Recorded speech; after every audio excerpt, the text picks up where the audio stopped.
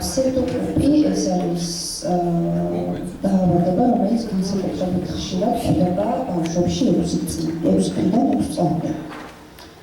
Es ist gekennzeichnet durch Kehlkopfkrämpfe und Einatmungsnot. Die Kinder machen und Erstickungsangst und sie laufen blau an. Symptomatikას რაც შეეხება მნიშვნელოვანია ის რომ ბავშვებს აქვთ ჩასუფრის პრობლემები, მუხტჩობის შეგრძნება და შესაბამისად ციანოზი აღინიშნება ხოლმე. Als Ursachen kommen Viren, Luftverschmutzung, Bakterien, Allergien und eben auch solche Krämpfe aufgrund von Unverträglichkeiten in Frage. გამომწვევ ხასიათდება სახელდება ვირუსები, ბაქტერიები, ჰაერის დაბინძურება, სხვადასხვა ალერგიები და ასევე შესაძლოა იყოს გარკვეული ნივთიერებების აუტანებაც. Es ist sehr wichtig, Ruhe zu bewahren, das Kind in Ruhe zu bringen, es richtig zu lagern und eine kalte, dampfgesättigte Luft zu haben. Am დროს აუცილებელია ბავშვისთვის წყნარი გარემოს შექმნა, სწორად მისი ომიში მოთავსება, ჰაერის დატენიანება და ტემპერატურის შედარებით დაბალ მნიშვნელობაზე შემორჩენება. Das Mittel der Wahl aus der Pflanzenheilkunde ist Relivora-Komplex. მცენარეული პრეპარატებიდან სამკურნალოდ გამოიყენება ეგრეთ წოდებული Relivora-კომპლექსი. Es besteht aus Juglans, Regina. იგი შედგება სხვადასხვა მცენარეული ექსტრაქტებისაგან. Dann ist Drosera drin. Droseras extrakts შეიცავს. Und Schlüsselblume, Primula.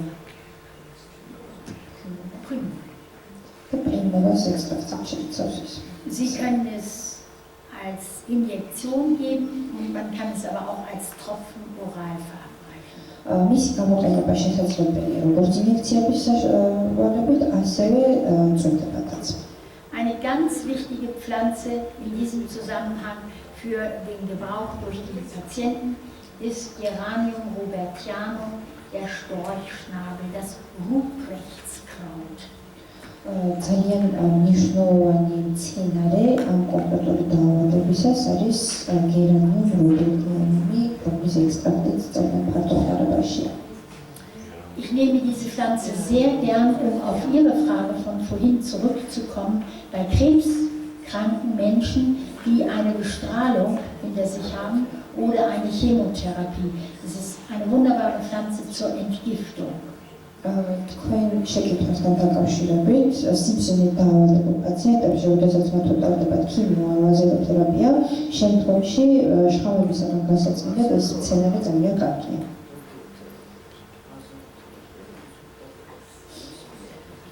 Wenn wir die Nasennebenhöhlen behandeln wollen, ist es sehr sinnvoll, sich die Zuordnung zu den entsprechenden Meridianen und den Zähnen klar zu machen. ძალიან მნიშვნელოვანია, როდესაც ვაპარაკობთ ცხვირის ხრუზე, იქ არსებული სინუსების ზუსტი მდებარეობის გათვალისწინება. Zum Beispiel werden die Frontalsinus, die Sinus frontalis, den Schneidezähnen zugeordnet und den Nierenblasenmeridianen. მაგალითად სინუს ფრონტალისი, ანუ შუბლის სინუსები მიეკუთვნება წინა საჭმელ კბილებს და შესაძლოა მერიდიანს ცუდეს დროში. Wenn eine Frau zu Ihnen kommt mit Fruchtbarkeitsstörungen und Sie sehen, dass die Schneidezähne nicht in Ordnung sind oder sie klagt über Erkrankungen im Bereich der Sinus frontalis, dann sollten Sie immer das in Ordnung bringen, damit dies auch wieder gesund wird. მაგალითად, როდესაც თქვენთან არის პაციენტი ხალი ნაყოფიერებასთან დაკავშირებული პრობლემებით და ხედავთ, რომ საჭმელი კბილები არ არის წესრიგში, ან იგი უჩივის სხვადასხვა პრობლემებს შუბლის სინუსებთან დაკავშირებით, პირველ ყოვლისა თქვენ უნდა იზრუნოთ იმაზე, რომ ეს დაავადება სინუსებში არ აქდეს. Ethmoidales sind im Zusammenhang mit dem Magen- und Dickdarmmeridian. Sie wissen, Dickdarm- und Magenmeridian kreuzen sich hier in diesem Bereich, sodass es etwas unterschiedliche Zuordnung bei den Zähnen gibt. Alle Prämolaren sind betroffen. ეთმოიდალური სინუსი დაკავშირებული არის კუჭის და სქელი ნაწლავის მერიდიანებთან და მასთან ასევე კავშირში არის საღებავი კბილები. Und die Kieferhöhlen, Sinus maxillaris, sind mit Milz, Pankreas, Meridian verbunden und betreffen alle Molaren und Prämolaren im Unterkiefer. რაც შეეხება მაქსილარულ სინუსს, ანუ ქვედარბის სინუსს, ის უკვე უკავშირდება კუჭის, პანკრეასის ნაწილს და მისი საფუნქციო კბილები განლაგებული არის ქვედაღბაზე და ქვედაღბის უკანა სარეჯე კბილები. Sie kennen das, wenn der dritte, vierte Zahn hier oben im Oberkiefer krank ist, dann haben Sie häufig die Verbindung zu den Sinus maxillaris und dann schauen Sie mal nach der Leber des Patienten. Das ist direkt dem Leber zuzuordnen. მაგალითად, როდესაც ზედა მესამე-მეოთხე საჭმელი კბილები არის დაზიანებული, ყოველთვის პროექცირდება ყველაფერი მაქსილარულ სინუსში და ამ დროს ყურადღება უნდა მივაქციოთ პაციენტის ღვიძლს, არ ინიშნება თუ არა იქ რაიმე სახის დაკვრევები. Wir haben eine Nasenspülung entwickelt nach Dr. Rau und Dr. Wertmann. Man nimmt zunächst Notakel, Traumehl, Mucosa compositum, jeweils eine Ampulle und mischt das mit physiologischer Kochsalzlösung. ამ დაავადებებთან დაკავშირებით განვითარდა ცხვირის სწავლები დოქტორ რაუს მიხედვით. პირველად ხდება ნოტაკელის, ტანელესისა და მოკოჯული კომპლექსის აღება, თითო ამპულა და ამისი აღება ხდება ფიზიოლოგიურ ხსნართან ერთად. Dann nimmt man für den zweiten Durchgang 2 Milliliter des ersten Gemisches und mischt es nochmal mit Ruberkehl, Formazan und eventuell noch Euphorbium, Coenzym, Echinacea compositum von Hehl. Მიურად სწავლებად უკვე წარმოგვიდგება პირველადიდან აღებული ნარჩენი 2 მილილიტრი, რომელსაც ემატება რუბერკელი, ფორმასანი და შესაძლოა აგრეთვე დავამატოთ ეუფორბიუმი, კოენზიმის კომპლექსი, ეხინაციის კომპლექსი. Der Patient wird auf eine Liege gelegt und zwar so, dass der Kopf über die Tischkante runterhängt in den Schoß des Therapeuten. Პაციენტი დაწოლა ხდება ისე, რომ მისი თავი გადმოწეული იყოს საწოლიდან, რათა ის გამონადენმა თავისუფლად იაროს და მოგროვდეს ქვემოთ არსებულ სათავსოში. Man träufelt immer einige Tropfen der Lösung in das eine und dann in das andere Nasenloch und schwenkt den Kopf immer vorsichtig hin und her. ხდება ხსნარის წვეთებად, ჩაწვეთება ჯერ ერთ წვერის ხუში მეორეში და შემდგომ თავის მილად და ფთხილად აკეთით კრია. Das dauert etwa 10 Minuten und ist sehr, sehr wirkungsvoll. პროცედურა მთლიანობაში გრძელდება დაახლოებით 10 წუთს და ძალიან კარგი შედეგები აქვს. Weil es die festen Schleime auflöst und damit die Zugänge zu den Nasennebenhöhlen öffnet.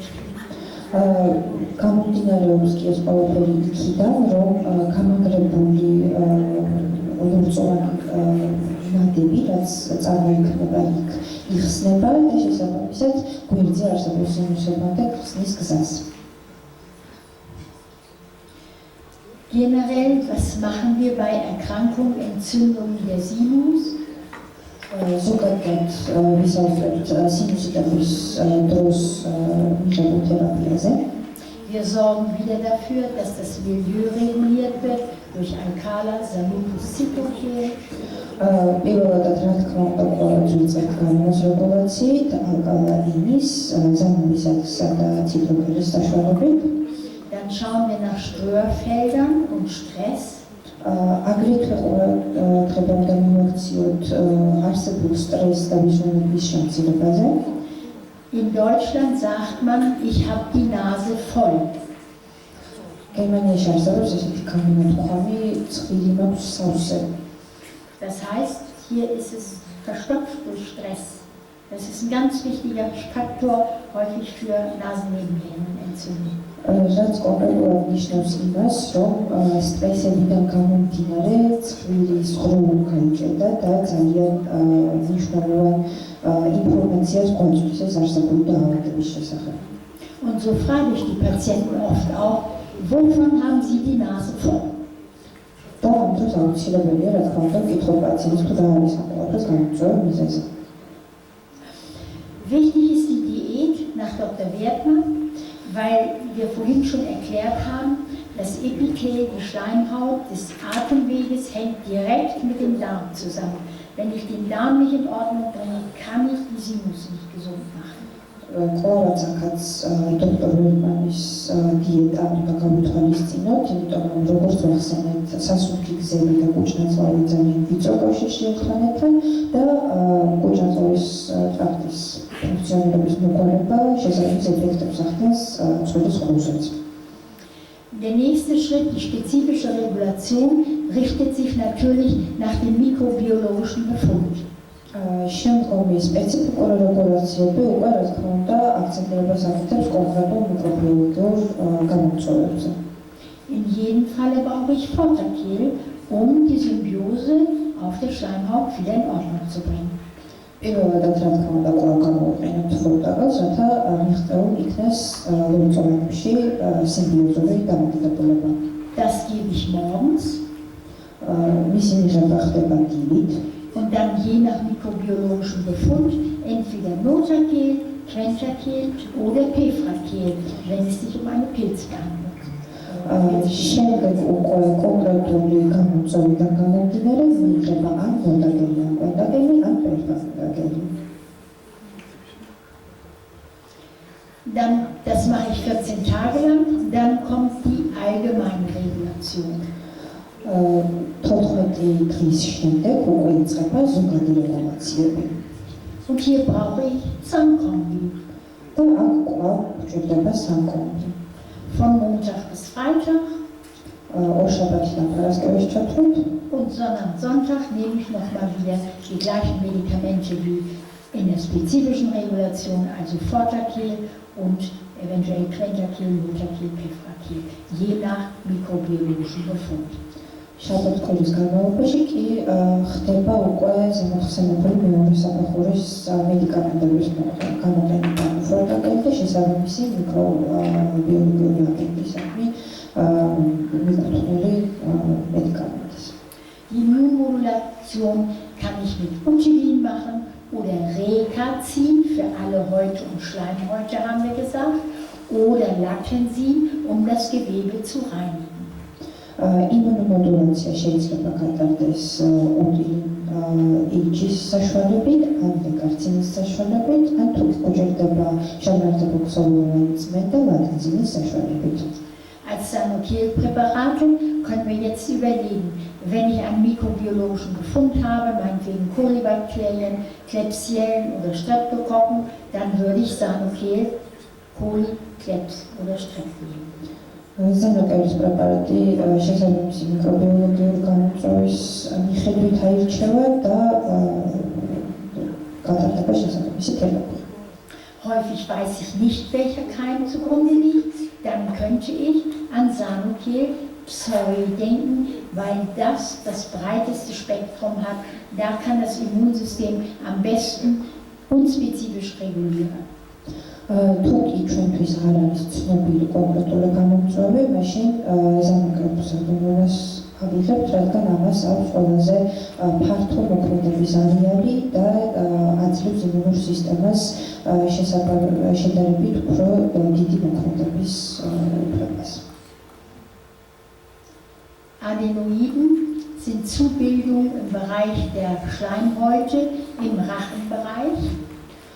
Adenoidები არის დანამატები, რომლებიც არის განადგურებული ხახის არეში. Ganz wichtig ist in diesem Zusammenhang die Ernährungsumstellung und das fällt den Patienten am allerschwersten. აქაც კვლავაც და კვლავაც არის კვლევის ცვლილებები საჭირო, რომელიც რადგანაც პაციენტებს ყველაზე ძნელად ეძლევათ. Wir entsäuern sie mit Sanovis Citrocel, das heißt, wir bringen das Grundgewebe erstmal wieder in einen reagiblen Zustand. მჟავებისაგან დაცვა და მათგან გაწმენდა არის ძალიან მნიშვნელოვანი და ამისთვის ვიყენებთ Sanovis და Citrocels. Dann arbeite ich gerne mit alkalischen Bädern, also Bäder mit Alkala N.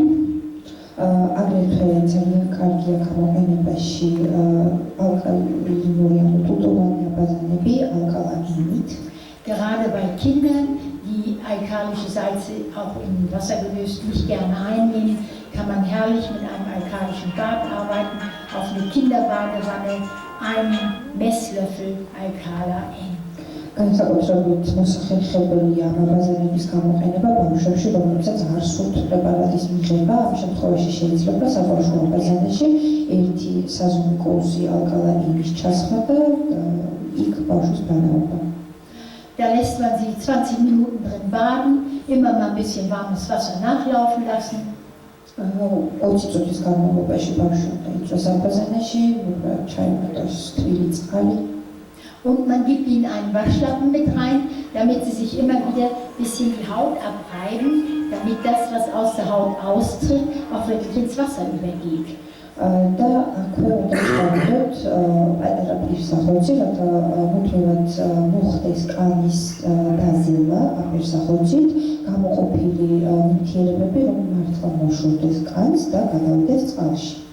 Wer keine Badewanne hat, der kann sich nass abduschen und dann mit einem Messlöffel Alkala N den Körper abreiben. იმ შემთხვევაში თუ არ არის აბაზანის მიღების საშუალება, მაშინ შესაძლებელია უბრალოდ შხამის მიღება, შემდგომ ერთი საზომი კურსი ალკალა ენის კანში შეზევა. Das funktioniert sehr gut und es macht eine sehr schöne weiche Haut, die gleichzeitig entsäuert wird. Am პროცედურას აქვს ძალიან კარგი შედეგი, გვაძლევს ძალიან რბილ კანს და ამასთან ერთად წმენს მჟავებისგან. Außerdem wird die Produktion der Teigdrüsen angeregt, das heißt, wir haben Einfluss auf den Fettstoffwechsel und die Haut wird sehr sanft und seidig. ასევე ხდება ზეგავლენა მოხდება ცხიმოვან ჯირკვლებზე, შესაბამისად შეიცვლება ცხიმოვანი ცხვაც და კანის სრუნვაც უკეთესი გახდება. Das merkt auch Ihr Partner. და თქვენი პარტნიორი შეამჩნევს. Als Medikamente nehmen wir wieder Fortacel, um die Flora umzustimmen, über 7 bis 10 Tage.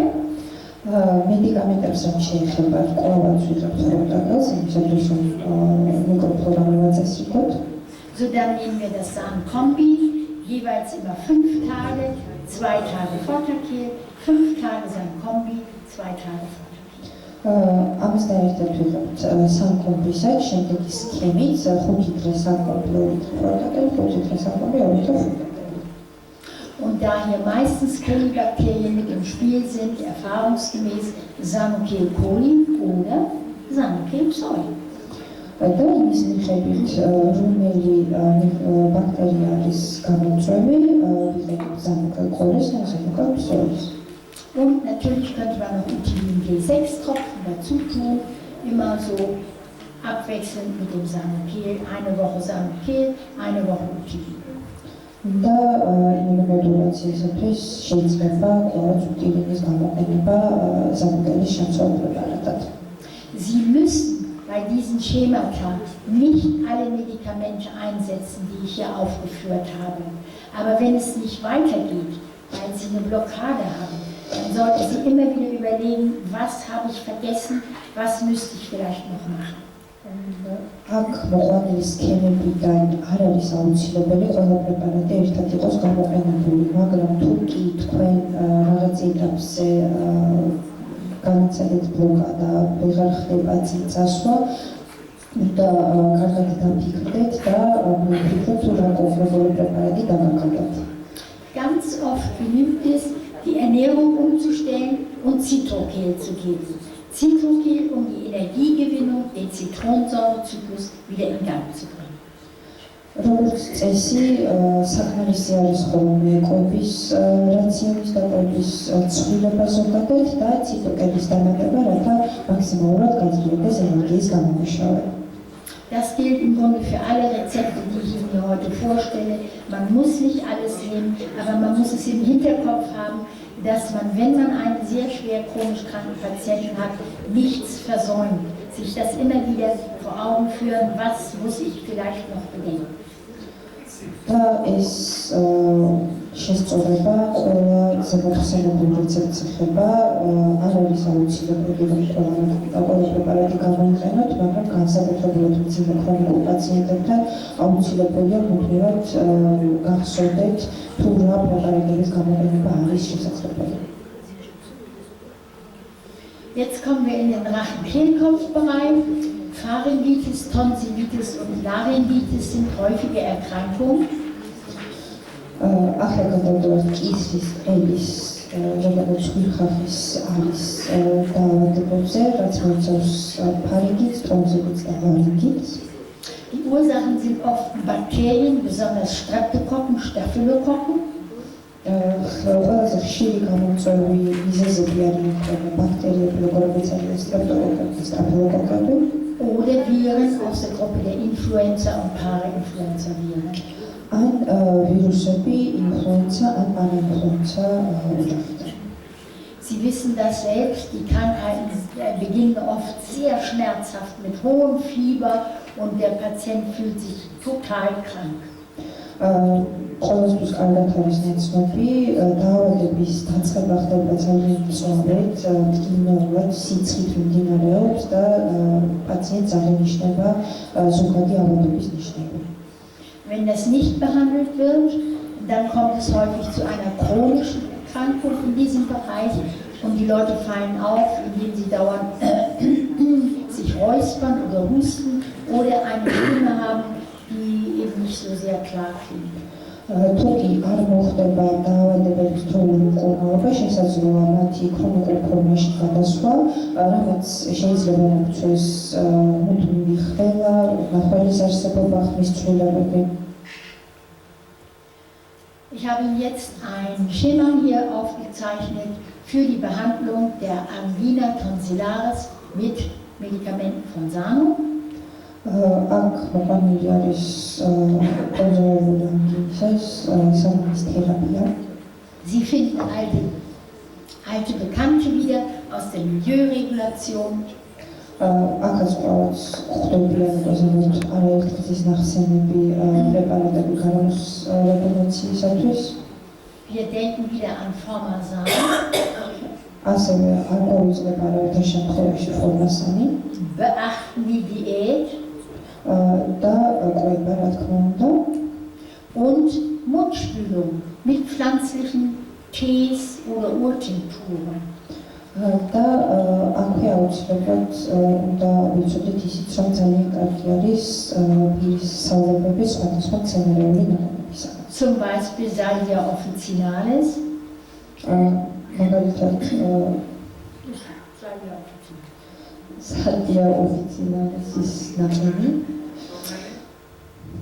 Für diese Salvia officinalis. In Deutschland heißt er Salbei. Salvia.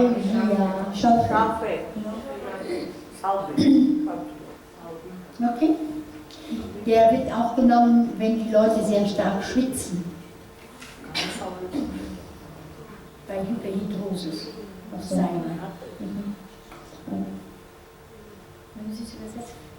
Hyperhidrosis დროსაც განსაკუთრებული ოფლიანობის შემთხვევაშიც გამოიყენება. Behandelt man auch dann.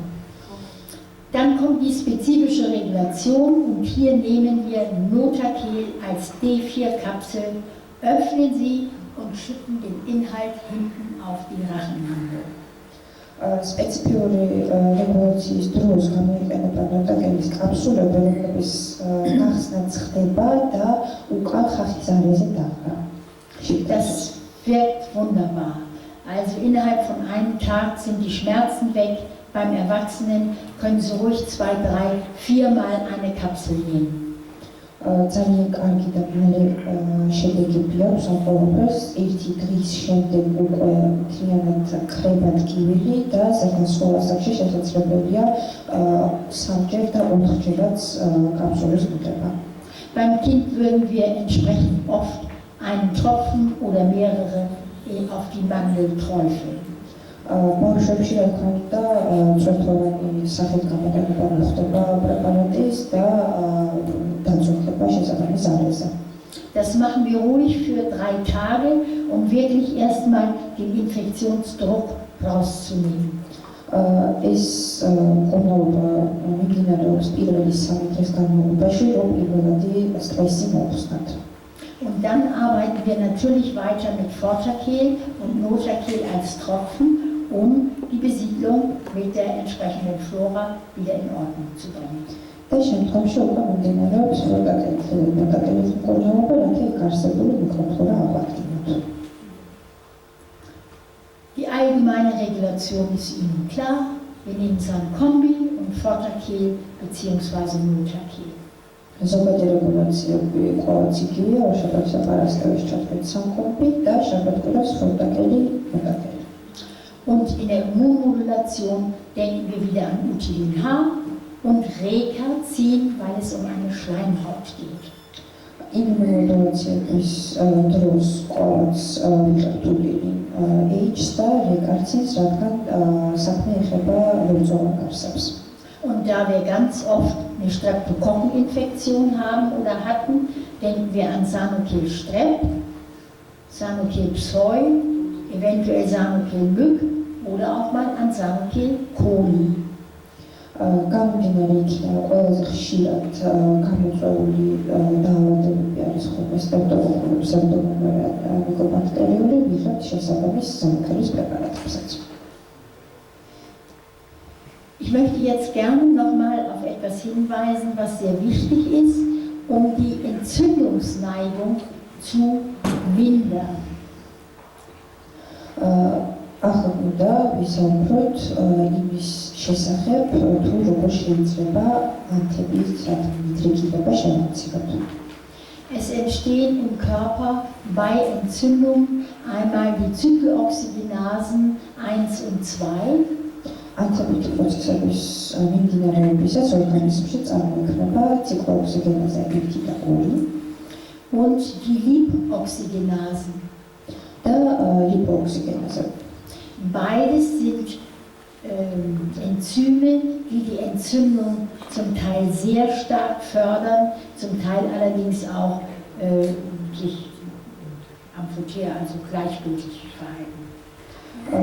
ეს ფერმენტები განსაკუთრებულად ხელს უწყობენ ანთებითი პროცესების წნავით მიმდინარეობას. Und hier helfen uns besonders die Farbstoffe in den Pflanzen, besonders die blauen und die roten Farbstoffe, die Proanthocyanidine und die Anthocyane. აქ განსაკუთრებით ხელსაყრელია სახებავები, ანუ ბუნებრივი პიგმენტები, ლურჯი და წითელი ფერის, პროანთოციანიდინები და ანთოცინები, რომლებიც გვხვდება ტყეებში და ჭარხებში. Gerade die roten Farbstoffe in den Heidekrautgewächsen wie den Ericaceen, როგორც უკვე აღნიშნეთ, წითელი ფერის სახებავები სხვადასხვა ჭარხლის სახეობებში oder im Gemüse wie rote Beete, Beta vulgaris. და ამასთან ერთად კიდევ სხვა Das ist übrigens was ganz Wichtiges, was ich jedem Krebspatienten auch gebe, gerade diesen Saft aus der rote Beete. და ყველა სიმსივნით დაავადებულ პაციენტს ინიშნება სწორედ ამ ჭარხლის წვენი. Dann denken wir an die Schwefelstoffe, zum Beispiel Indol 3-Carbinol, die in allen Kohlgewächsen drin sind und in allen Zwiebelgewächsen. და ასევე აქ უნდა აღვნიშნოთ გუგუზოვანი ნივთიერებები, რომლებიც ზოგადად ვახსენებთ, არის ხახვისებრ მცენარეებში და აგრეთვე არის კომპოსტოსებრი მცენარეებშიც. Indoltreichcarnol ist auch etwas, was ich als Nahrungsergänzung jedem Krebspatienten mitgebe. და ინდოლსამი კარბინოლი ეს არის საკვები განამაკი, რომელსაც ყველა სიმსივნით დაავადებულ პაციენტს აწვევს. Wir wissen, dass als Auslöser, gerade bei der Krebserkrankung, häufig diese stillen Entzündungen, im Englischen heißen sie silent inflammations, im Hintergrund stehen.